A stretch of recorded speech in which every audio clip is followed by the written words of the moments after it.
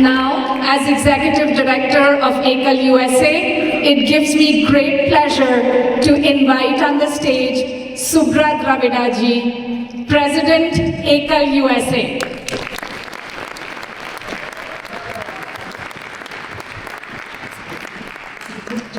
Okay, thank you very much, and once again a very warm welcome to all of you.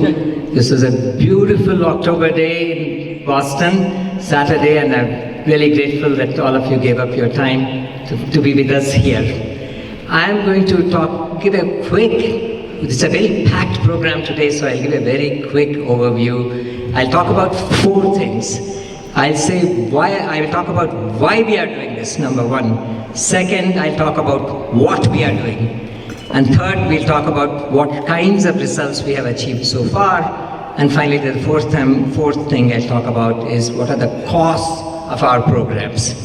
So you see here, I think our vision statement, they're pretty self-evident. Our vision is to empower the rural change makers in rural and tribal India. That's our vision. In order to pursue that vision, we basically have a mission which basically, provides economic opportunities, education opportunities, healthcare benefits, and skill development opportunities to people in rural and tribal India. So next slide, please. So here, the first question, why do we do this? The challenges are pretty obvious to many of you. We have about 640,000 villages in India. We have 1.5 billion population, of which 900 million people live in rural villages. So that's an enormous population. Most people from here travel to cities and come back. Sometimes do not know what rural life is like. A few other interesting highlights. There are 80,000 tribal villages in India, 104 million population, not very well known. That's a significant population in India is tribal. And these tribal villages have no health care. That's a tremendous challenge that they have.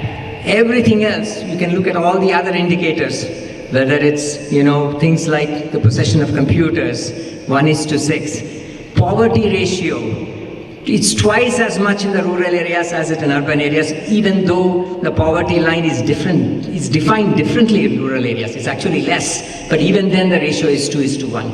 So in almost every indicator that you see, it's a big challenge in rural and tribal villages, and that is what we have taken on, to provide education, health, and economic and skill opportunities in these villages. Next slide, please.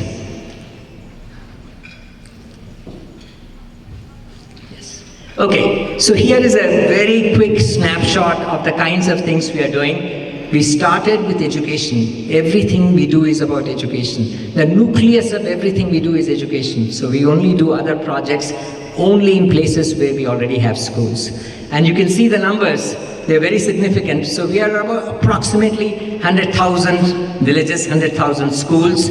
We have over 10 million children who have gone through our system, our alumni, 10 million children. And at this point in time, we have approximately 3 million children in our schools.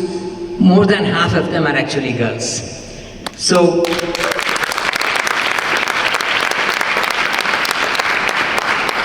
in addition, as we have started recently developing our skills and women's empowerment and all of those kinds of newer projects, you can see the numbers there, 18,000, 20,000 and so on. So, in a short order, we started with schools, we've started with special projects and providing skills and economic opportunities and healthcare in villages. We've made a tremendous amount of progress. Next slide, please. Okay, here is something that, the numbers do not tell the whole story. The whole reason we are in these villages, the reason we are in these tribal areas is to empower marginalized sections of society, people who have been left out. So if you see these numbers here, you see that, other than the 18 or 16% that you see on the rightmost side, basically our acharyas and karyakartas are affected. Most of them come from scheduled tribes, scheduled castes, and backward castes.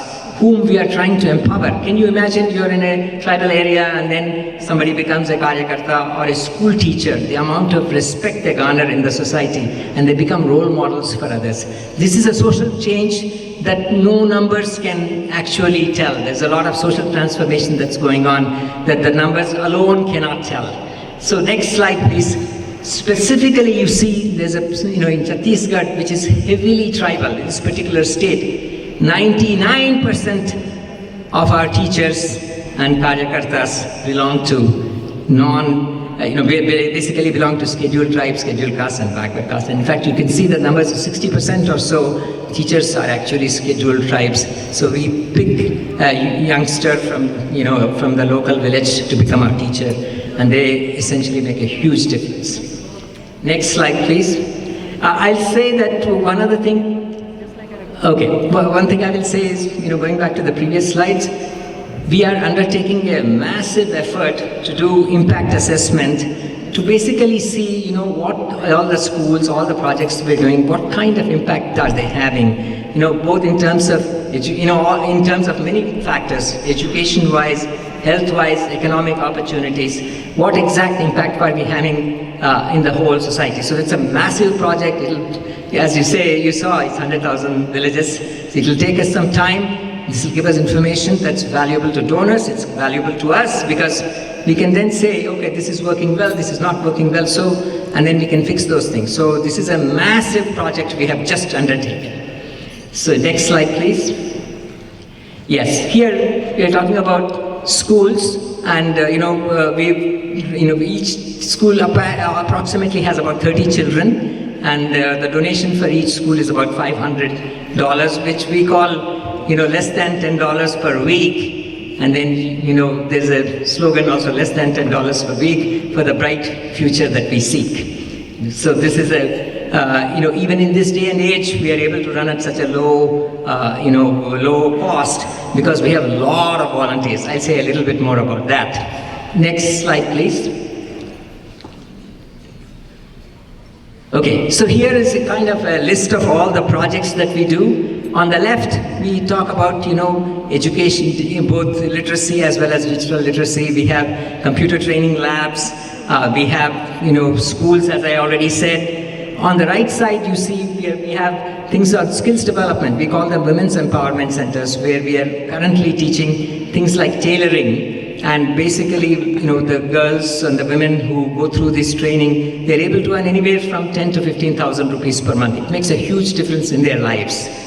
We have, other skill development that we also do, things like organic farming and so on, computer training labs.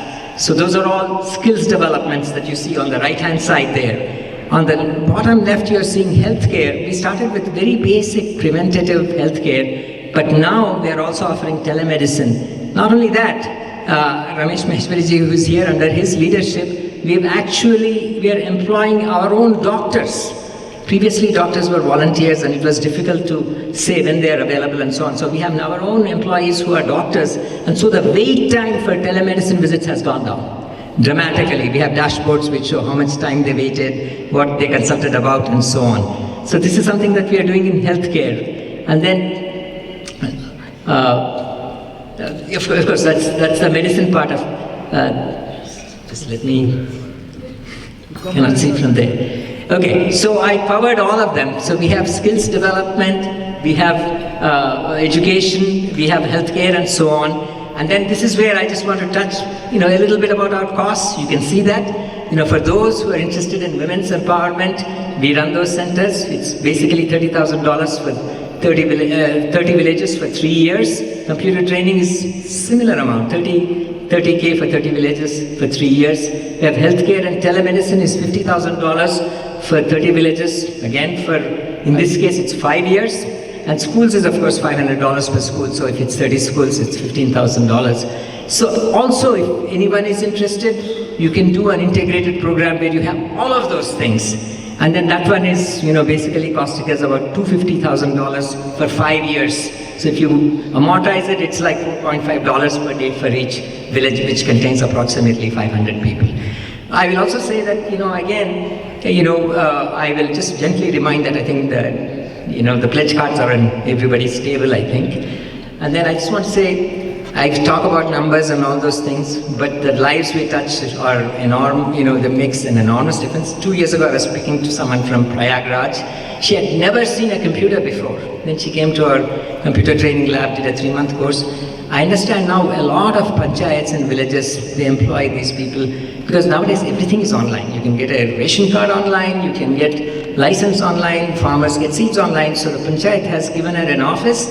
She basically sits there, helps the villagers, and the panchayat basically gives her like 18,500 rupees per month. And she's telling me, I have respect of the community, and more importantly, I get respect from my own family. There's numerous and countless stories like this that numbers alone cannot capture. I just wanted to leave you with that thought, and we will see a tremendous program today. The focus will be Ekal Youth, and I'm very excited. I will be delighted to hear words of inspiration from Gaurangaji, and then of course words of wisdom from Vandanaji and Vivekji. Looking forward to this fantastic program. Thank you.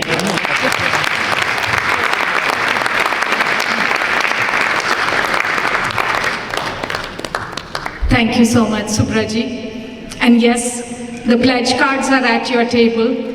At any time this evening when you are moved, you may open up that pledge card.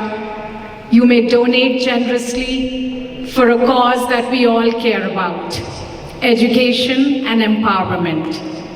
On your places, you will see a white rose. That's because today happens to be the International Day of the Girl Child. So in honor of that, we would like each and every guest to take a white rose. Thank you, thank you. These are for all those millions of women and girls that we touch in villages of India.